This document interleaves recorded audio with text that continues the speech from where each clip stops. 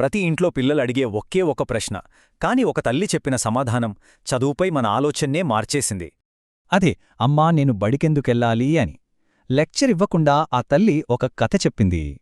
ఉద్యోగం, సక్సెస్ వీటి గురించి కాదు, అసలు మన తాతయ్యల కాలంలో ఎలా చదువుకునేవాళ్లో అడిగింది. ఒకప్పుడు గురుకులాల్లో చదువుకి, ఇప్పటి ఇన్ఫర్మేషన్ యుగాల్లో చదువుకి మధ్య తేడా చూపించింది.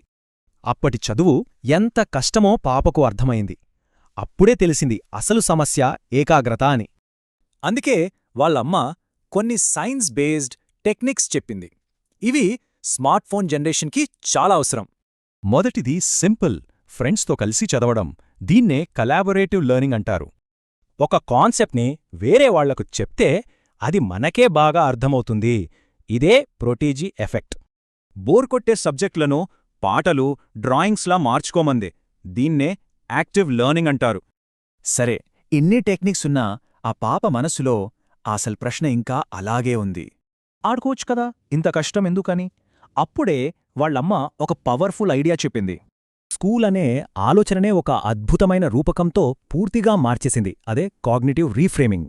స్కూల్ భారం కాడు, ఒక ట్రాన్స్ఫర్మేషన్ అని చెప్పింది. తన కూతుర్ని గొంగళి పురుగుతో పోల్చింది. నువ్వు గొంగళి పురుగువి.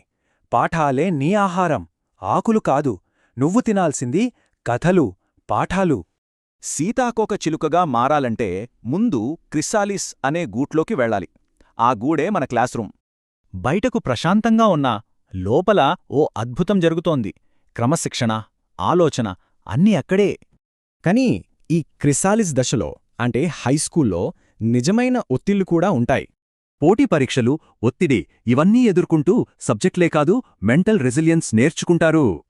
చూశారా, మన విద్యాప్రయాణం అచ్చం సీతాకోకచిలుక జీవితంలాంటిదే. 4 దశలు.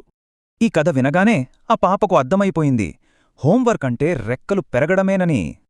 అవును, నువ్వు పూర్తి చేసే ప్రతి హోంవర్క్ నీ కలల వైపు ఎగరడానికి బలాన్నిస్తుంది అని చెప్పింది తల్లి.